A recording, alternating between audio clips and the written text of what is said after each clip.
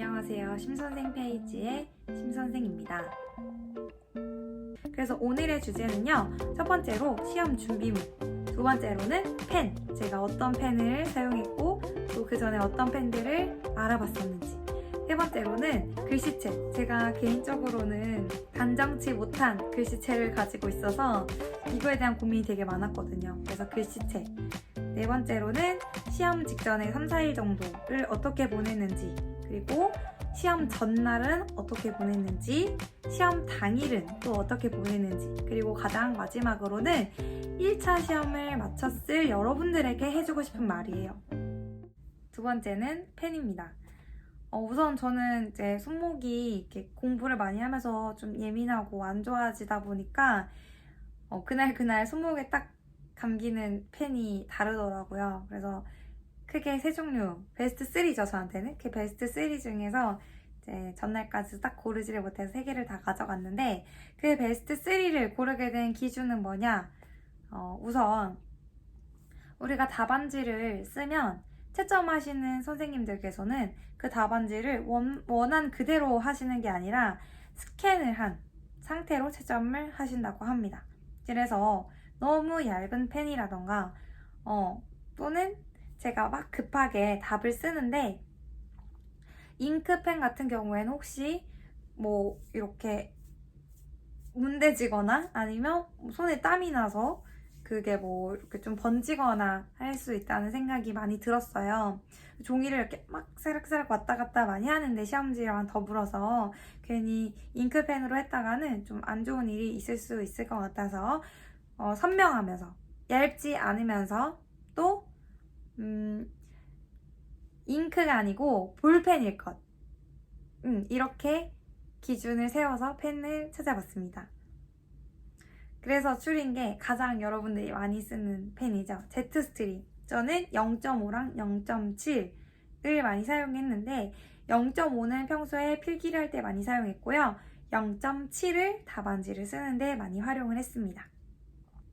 부드러우면서도 적당히 두꺼우면서도 볼이 아주 잘 굴러가는 펜이죠. 그래서 제트스트림도 많이 사용을 했었고요. 모의고사 답안지 쓸 때 많이 사용을 했었고, 두 번째 는 바로 모나미 FX153입니다. 이거는 제트스트림이랑 약간 비슷하면서도 묘하게 다른 느낌이 있어요. 좀 더 뻑뻑했다고 해야 되나? 좀 더 마찰력이 있는 느낌? 부드러우면서도. 이 펜 같은 경우에도 혹시 사용을 해보고 싶으시다면 주변에 제가 갔던 문구점에는 다 있더라고요. 그래서 이 펜도 저는 굉장히 좋았고, 그립감이 되게 괜찮았어요. 그립감이 저는 좋아서 이 펜을 잘 사용했었습니다. 세 번째로 썼던 펜이 스테들러 피그먼트 라이너 펜입니다. 이 스테들러 펜, 수성펜으로 유명하죠. 그런데 이 피그먼트 라이너는 유성이에요. 제가 알기로는. 그리고 0.05부터 0.8까지 그 두께가 굉장히 다양합니다. 그래서 저는 0.5, 0.8 이렇게 사서 두 개를 비교하면서 사용을 했는데 저는 사실 이거는 두께에 따라서 그렇게 필기감이 다른 건 느끼지는 못했었어요. 그래도 저는 두꺼운 걸 선호하는 편이라 0.8을 사용했는데 그렇게 썼을 때 뭉툭하거나 두껍거나 이런 느낌은 많이 안 들었어요. 근데 이건 직접 사용해 보시고 결정해야 하는 부분이기 때문에 다양한 이 두께가 있으니까 선택하시면 좋을 것 같고요. 근데 이거는 이제 볼펜이라고 하기는 좀 그렇고 스테들러, 일반적인 스테들러랑 비슷한 펜 쪽이에요. 그 끝에가 이렇게 좀 튀어나와 있고 딱딱한 그 느낌 아시죠? 근데 그거의 유성 펜 버전이라고 생각하시면 돼요. 양면 네임펜 있잖아요. 그 한쪽은 일반 네임펜이고 한쪽은 굉장히 펜 쪽이 얇은 네임펜. 그 얇은 네임펜이랑 비슷한 느낌이라고 생각하시면 돼요. 그래서 저는 이 세 개의 펜을 주로 모의고사 아니면 기출 분석하는 데 많이 사용을 했었고 시험장에도 들고 가서 이 세 개 중에 그날 손목에 잘 맞는 걸 선택해서 문제를 풀었습니다. 세 번째는 글씨체입니다. 진짜 제가 글씨체 때문에 참 대학 다닐 때도 스트레스가 꽤 많았어요. 이제 대부분 서술형으로 많이 시험을 보는데 막 열심히 공부를 하다가 시험지에 쓸 때는 더 막 손목이 아프니까 글씨가 더 정갈하지 못하고 시간이 쫓기면서 쓰니까 더 막 안 좋게 나오고 이런 게 되게 스트레스가 컸거든요. 근데 임용시험에서도 모의고사에서도 마찬가지였어요. 제가 이렇게 말하면 다들 엄살이라고 생각하십니다. 그래서 제가 평소 글씨가 있는 걸 좀 찾아오겠습니다.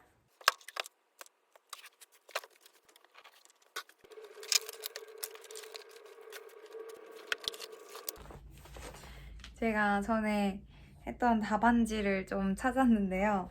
여기에 글씨를 못 쓰는 게 너무 스트레스가 컸나 봐요. 이렇게 답안을 쓰고 마지막에 보이나요? 글씨를 잘 쓰자, 글씨를 잘 쓰자.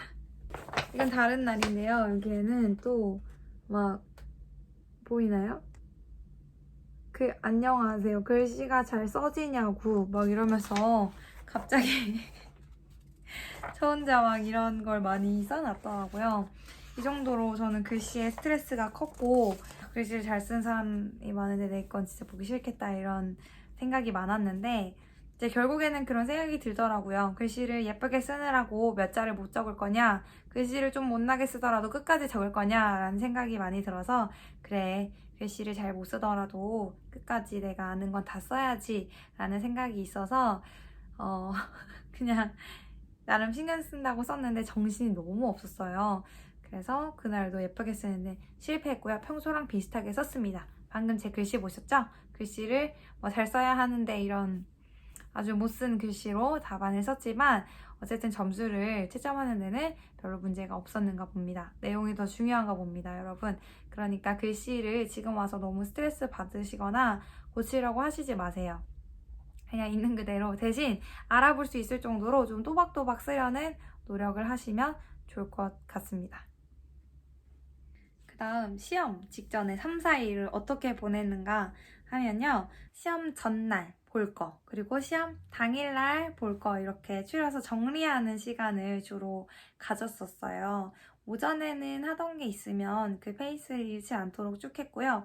예를 들어서 교육학 모의고사를 내가 오전에 항상 봤었다 하면 내가 여태까지 봤던 모의고사에서 가장 잘 봤었던 모의고사를 하나 꼽아서 일부러 그걸 답안을 쓰는 연습을 했어요. 자신감도 좀 얻고 또 새로운 문제를 풀었는데 멘탈이 흔들리면 이때부터는 진짜 걷잡을 수가 없기 때문에 내가 이전에 썼던 모의고사 중에 가장 잘 썼다고 생각했던 모의고사를 다시 답안을 써보거나 아니면 기출을 풀어보거나 하는 시간을 가졌어요. 그런데 모의고사를 보는데 너무 많은 시간을 쏟지 않으려고 노력했고요.